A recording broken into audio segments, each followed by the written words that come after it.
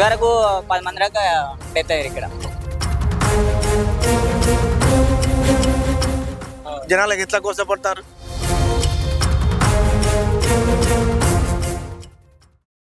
నమస్తే, welcome to Suman TV Karimnagar. నేను మీ అనిల్. రాష్ట్ర ప్రభుత్వం ప్రతిష్టాత్మకంగా తీసుకున్నటువంటి ఒక పథకంలో ఉన్నటువంటి స్కీమ్లో కరీంనగర్ కేబుల్ బ్రిడ్జ్ ఒకటి ఉందని చెప్పుకోవచ్చు. అంటే గత ప్రభుత్వం బీఆర్ఎస్ ప్రభుత్వంలో కేంద్రం నుండి సహాయంతో నిధులు తీసుకొచ్చుకొని సుమారు 220 కోట్ల పైన అమౌంట్తో కరీంనగర్ మానేరు నది పైన ఈ కేబుల్ బ్రిడ్జ్ని నిర్మించారు. అయితే ఆ సమయంలో చూసుకుంటే 2018లో 186 కోట్లు అనుకున్నారు. ఫస్ట్ కేబుల్ బ్రిడ్జ్కి వ్యయం అయ్యేది 180 కోట్ల వరకు సరిపోతుంది అన్నట్టుగా వాళ్ళు అంచనా వేసుకున్నారు. దాని తర్వాత చేసిన సమయంలో కొన్ని స్వల్ప మార్పుల వల్ల దానివల్ల మొత్తం దీన్ని 224 కోట్ల వరకు దీనికి అయినట్టుగా తెలిసింది. దీని ఓపెనింగ్ అంటే 2023 జూన్ 21 తేదీన దీన్ని అంగరంగ వైభవంగా కేబుల్ బ్రిడ్జ్ను కరీంనగర్లో ఓపెన్ చేయడం జరిగింది. అంటే దేశంలోనే తొలి డైనమిక్ లైటింగ్ కలిగినటువంటి కేబుల్ బ్రిడ్జ్గా కరీంనగర్ కేబుల్ బ్రిడ్జ్కి ఒక పేరు కూడా ఉంది. దాని తర్వాత రాష్ట్రంలో దుర్గం చెరువు తర్వాత రెండవ కేబుల్ బ్రిడ్జ్ కూడా మన కరీంనగర్ కేబుల్ బ్రిడ్జ్ కూడా ఆ పేరు మన దీనికి ఉన్నది. జూన్ 21 తేదీన అప్పటి మంత్రి ఐటీ మంత్రి కేటీఆర్ చేతుల మీదుగా అంగరంగ వైభవంగా దీన్ని చాలా ఘనంగా దీన్ని ప్రారంభించినప్పుడు కూడా అన్ని రాష్ట్రాలు అంటే మన రాష్ట్రంలో ఉన్నటువంటి అన్ని జిల్లాలు పక్క రాష్ట్రం వారు కూడా కరీంనగర్ పైన దృష్టి పడింది. అంటే కరీంనగర్ అంతా డెవలప్ అయిందా, కరీంనగర్ అంతా అభివృద్ధి చెందిందా, కేబుల్ బ్రిడ్జ్ కట్టేంత స్థాయికి వెళ్ళింది అన్నట్టుగా చాలా వరకు కూడా చర్చలు జరిగినాయి. ఇదంతా అందరు తెలుసు కదా. ఇందులో ఏముంది, కేబుల్ బ్రిడ్జ్ ఎప్పుడో జరిగింది, దీనికి ఎన్ని కోట్ల ఖర్చు అనే విషయం చిన్న పిల్లల్ని అడిగినా చెప్తాడు. ఇందులో ఏముంది మీరు కొత్త అనుకోవచ్చు. అక్కడికే వస్తున్నా. సో 224 కోట్లతోనే నిర్మించినటువంటి cable bridge, Karimnagar cable bridge దేశంలోనే మొదటి డైనమిక్ లైటింగ్ కలిగిన కేబుల్ బ్రిడ్జ్. అలాగే రాష్ట్రంలో దుర్గం చెరువు తర్వాత రెండవ కేబుల్ బ్రిడ్జ్ మన కరీంనగర్ కేబుల్ బ్రిడ్జ్. ప్రస్తుత పరిస్థితి చూసుకుంటే ఇది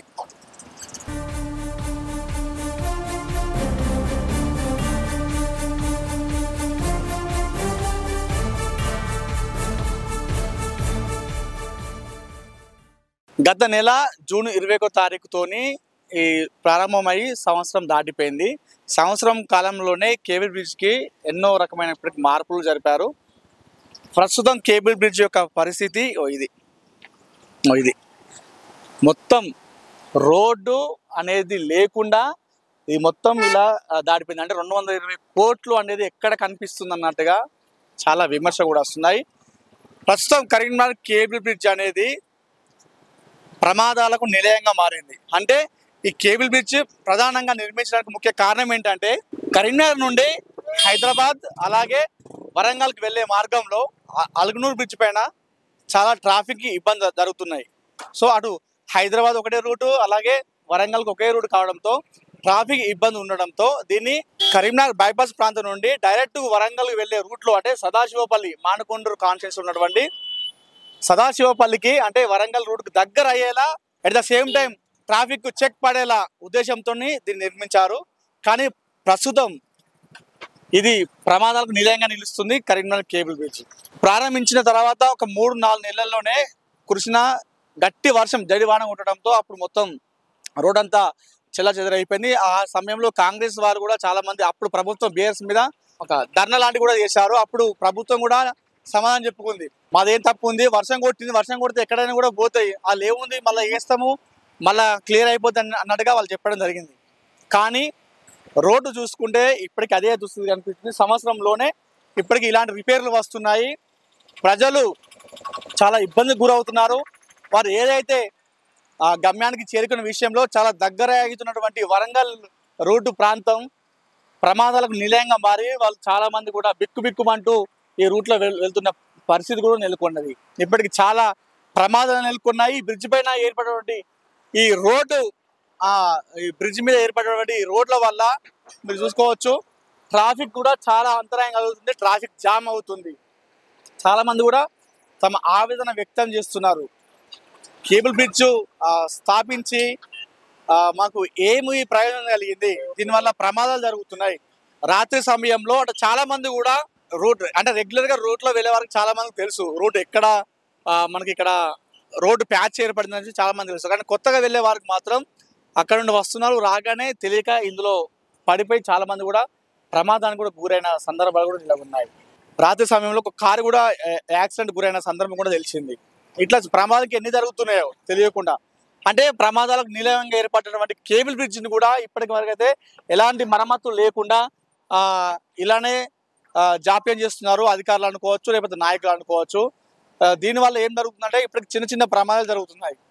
ఇదే కనుక అంటే ఒకవేళ వాళ్ళు పట్టించుకోకుండా ఇదే కనుక దీన్ని విస్మరిస్తే పెద్ద ప్రమాదాలు కూడా ఈ దారి తీసే అవకాశం ఉంది. ఎందుకంటే కింద కేబుల్ బ్రిడ్జ్ ఉంది, ఇది వచ్చేసి చిన్న చిన్నగా రోడ్డు ప్యాచ్ ఏర్పడి ఇప్పుడు కొంచెం అలానే చూసుకుంటే అక్కడ వరకు కూడా సుమారు అక్కడ 1, 2, 3 ఒక 5 ప్లేసులలో ఇలాంటి ప్యాచ్ ఏర్పడ్డాయి. ఇదే కనుక విస్మరిస్తే ఇది కొన్ని రోజుల తర్వాత శిథిలావస్థకు చేరుకునే వరకు కూడా వెళ్ళే అవకాశం కూడా లేకపోలేదు. ఒకసారి మాట్లాడదాం. ఈ రూట్లో వెళ్ళే ప్రజలు వరంగల్ రూట్లో కావచ్చు, మానకొండ అంటే ఈ రూటుకు జమ్మికుంట ప్రాంతాలకి మాకు సమయం తక్కువ అవుతుంది, ఖర్చు తక్కువ అవుతుంది అని ఈ రూట్లో వెళ్ళే వాళ్ళతో ఒకసారి మాట్లాడుద్దాం. దీనివల్ల వాళ్ళు ఎలాంటి ఇబ్బందులు ఎదుర్కొంటున్నారు, కేబుల్ బ్రిడ్జ్ కట్టడం వల్ల లాభమే కలుగుతుంది, తక్కువ అయినప్పటికీ ఇలాంటి రోడ్ల వల్ల ప్రమాదాలు వాటిల్లుతున్నాయి. దాని పట్ల వాళ్ళు ఏమంటారో వాళ్ళ వాయిస్ కూడా తెలుసుకునే ప్రయత్నం చేద్దాం ఒకసారి.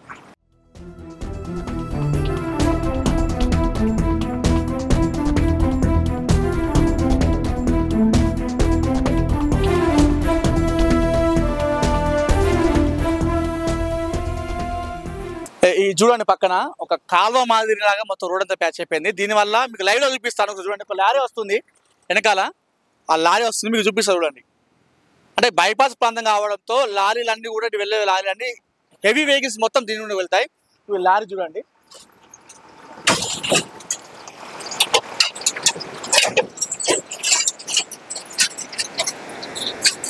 ఇది ఇప్పుడు మీరు చూసిన మీకు ఏమర్థమైంది, అసలే రోడ్డు మొత్తం ప్యాచ్ అయిపోయింది, గుంతలు పడిపోయింది. హెవీ వెహికల్ అంటే బైపాస్ ప్రాంతం కావడంతో హెవీ వెహికల్ మొత్తం లారీలు కావచ్చు, డీసీఎంలు కావచ్చు ఇదే ప్రాంతం కూడా వెళ్తున్నాయి. సో ఈ ప్యాచ్ పడిన దానికి వెళ్ళి పోవడంతో రోడ్డు మరింత దీనస్థితికి వెళ్తున్న సిచ్యువేషన్ మనకి నెలకొంది. మీకు లైవ్లో చూపించాను కదా లారీ వెళ్తున్నప్పుడు ఎలా ఉంది పరిస్థితి. ఇలాంటి సమయంలో చాలా మంది కూడా మామూలుగా రెగ్యులర్ తెలిసిన వాళ్ళు మాత్రం కొంచెం ఎంత జాగ్రత్త ఉన్నప్పుడు కూడా చాలా ప్రమాదాలు జరుగుతున్నాయి. అదే తెలియని వారి పరిస్థితి చాలా మంది ప్రమాదాలకు గురయ్యారు. ఇందులో పడిపోయి చాలా మంది కూడా తెలియక రోడ్డు గొంతు ఉందని తెలియక చాలా మంది పడిపోయిన సిచ్యువేషన్ కూడా నెలకొంది. మీరు అన్నీ అంతే చూసుకోండి, అన్నీ ఎంత ఇబ్బంది పడుతుందో చూడండి. అందరూ అదే పరిస్థితి, కారు కావచ్చు, లారీ కావచ్చు, బస్ ఏది వెళ్ళినా కూడా 2 వీలర్ కావచ్చు, 4 వీలర్ ఏది వెళ్ళినా కూడా ఇదే పరిస్థితి. రోడ్డు తక్కువ అయినప్పటికీ కూడా ఈ రోడ్డు వల్ల చాలా ఇబ్బందులు పడుతున్నాం అన్నట్టుగా వాళ్ళు అదే ఇబ్బంది పడుతున్నారు అందరూ.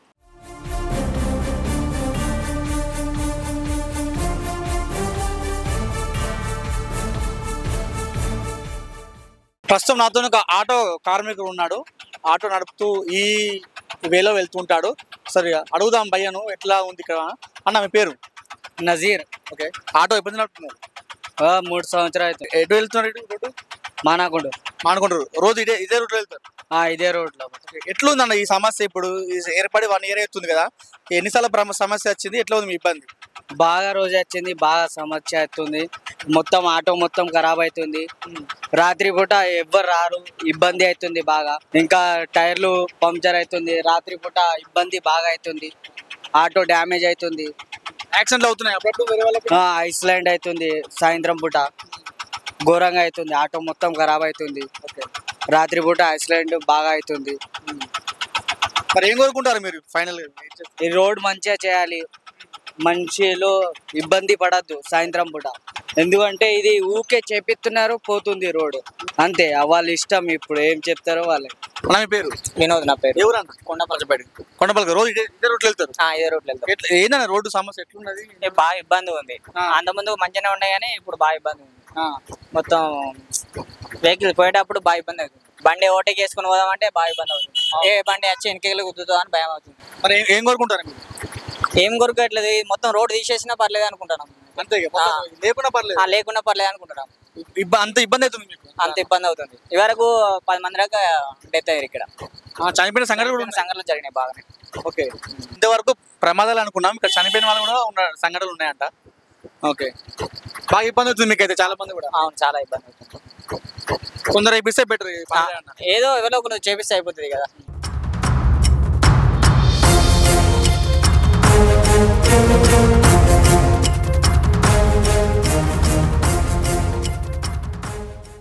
సార్ మీ పేరు సార్? నా పేరు రాజు. ఏ ఊరు సార్ మీరు? మానకొండ. రోజు ఇదే రూట్ వెళ్తారు మీరు. ఈ రోడ్డు ఇబ్బంది ఎట్లా ఉంది సార్? ఘోరంగా ఉన్నది. ఇదంతా ఇట్లా ఉంటుందా? కనీసం 1 year కూడా ఆగలేదు. పిలిచి ఇట్లా క్వాలిటీ లేకుండా చేస్తారు. అయినా పని చేస్తే చెప్పు. కానీ అందుకే చెత్త గవర్నమెంట్ అనే పబ్లిక్ మంచి ట్రీట్మెంట్ ఇచ్చారు టీఆర్ఎస్ కు. మరి ఇప్పుడు ప్రమాదాలు బాగా జరుగుతున్నాయి ఈ రోడ్డు వల్ల. మీరు ఏం కోరుకుంటారు? బాగా చేయాలని తవ్వి రేట్స్ పెట్టి పేరు కనీసం కనీసం మంచి చేస్తే ప్రమాదాలు జరగకుండా ఉంటాయి కదా. అట్లా ఎక్కడ తవ్వి ఎక్కడెక్కడ వదిలిపెట్టిపోయి జనాలకు ఎట్లా కోసపడతారు. వేలాది మంది ఈ రూట్ లో వేలాది మంది మోటార్స్, వేలాది మంది జనాలు కూడా కోసపడతారా? దీని మీద యాక్షన్ తీసుకోవాలని చెప్పి. ఇది ఓన్లీ కరీంనగర్ నుండి వరంగల్ రూట్ లో వెళ్ళే కేబుల్ బ్రిడ్జ్ పైన ఈ రూట్ లో మాత్రం కాదు, మీకు చూపిస్తారండి.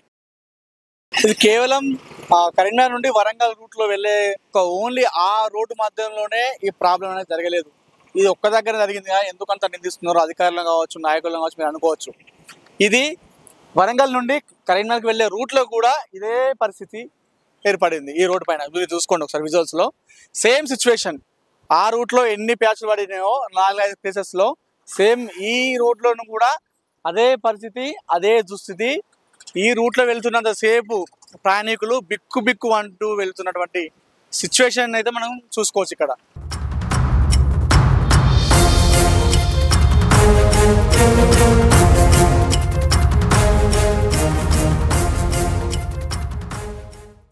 సార్ మీ పేరు సార్? నాగరాజ్. ఏ ఊరు సార్ మీది? కరీంనగర్. ఈ రూట్ లో వెళ్తూ వస్తుంటారు? ఇట్లానే వస్తుంటాం. ఏం సార్ పరిస్థితి, రోడ్డు పరిస్థితి? ఏం లేదు, ఇది గుంతలు అయినాయి. ఇది కరెక్ట్ చేపిస్తే వచ్చిపోయే వారికి ఇబ్బందులు లేకుంటుంటది అనేది మనం చెప్తున్నాము. ఎట్లా ఇబ్బంది ఎలా ఏర్పడుతుంది సార్? సరే, వర్షం పడ్డప్పుడు మొత్తం వాటర్ ఉంటున్నాయి. వర్షంలో పోయేటప్పుడు ఇబ్బంది బాగా జరుగుతున్నది. అదే. ఓకే, మీరు కరీంనగర్ కాబట్టి మీకు తెలుస్తారు ఎక్కడెక్కడ ప్యాచ్లు పడ్డాయని చెప్పి. చాలా మంది తెలియదు వెళ్ళే వాళ్ళు. అప్పుడు చాలా మంది పడిపోయిన సిచ్యువేషన్ కూడా ఏర్పడుతుంది. చాలా మందికి పడిపోయిన సిచ్యువేషన్. రాత్రి చూస్తే వర్షంలో 2 పడిపోయారు. అందుకనే ఇది తొందరగా చేస్తే ఎవరికైనా కానీ ఇబ్బంది లేకుంటుండదని చెప్తున్నాను. నా మీ పేరు? సంపత్ కుమార్. ఓకే, ఏందన్నా మీరు రోడ్డు మీద వెళ్తున్నారు, చూశాను. జస్ట్ రోడ్డు ఎలా ఉంది తెలుసుకుందామని నా పని. ఏంటి పరిస్థితి, ఎట్లా ఉంది రోడ్డు? ఇది చూస్తే నాకు బయట దేశాలలో చూసిన విధంగా అనిపించింది. కానీ కొంచెం గుంతలు మాత్రం బాగా ఉన్నాయి. అక్కడ అన్నించలు వచ్చేటప్పుడు కొంచెం స్మెల్ మాత్రం బాగా వస్తుంది. ఆ స్మెల్ వల్ల కూడా కొంచెం ఎఫెక్ట్ అయ్యేటువంటి ప్రపోజల్ ఉంది. దాన్ని కూడా కొంచెం స్మెల్ రాకుండా చూడాలి అని చెప్పి అనుకుంటున్నాం. ఇటువంటి గుంతలు అనేటువంటి ఏంటంటే ఇదే చిన్నగా ఉన్నప్పుడే మనం తీసేసుకుంటే, ఎందుకనంటే గవర్నమెంట్ మనకు అందుబాటులో ఉండి చేసుకుంటే మంచిగా ఉంటుంది అని చెప్పేసి ఆలోచన. స్టేట్ గవర్నమెంటే కానీ సెంట్రల్ గవర్నమెంటే కానీ పట్టించుకుంటే ప్రమాదాలు అనేవి జరగకుంటుంటాయి ఈ వర్షాకాలాలలో. సో తొందరగా రెక్టిఫై చేసుకుంటే బాగుంటుంది. అవునండి, మంచిగా ఉంది. ఎందుకనంటే ఇది అవ్వడం వల్ల కూడా చాలా మందికి ఇబ్బంది లేకుండా ఎర్లీగా వెళ్ళేటువంటి ప్రపోజల్ ఉన్నది కాబట్టి ఇంకా రేపు ప్రొద్దున 6 way కూడా అవుతుంది వరంగల్కి. అటువంటిప్పుడు ఇది ఇంకా మనము మూవ్ కావాలి అని అంటే ఈ గడిది కానీ నైట్ టైంలో ఎటువంటి పబ్లిక్ ప్రాబ్లమ్స్ ఎటువంటి ఉండకుండా చూసుకొని, అండ్ చాలా మటుకు పోలీస్ సిబ్బంది కూడా మంచి సపోర్ట్ చేస్తున్నారు ఫ్రెండ్లీగా.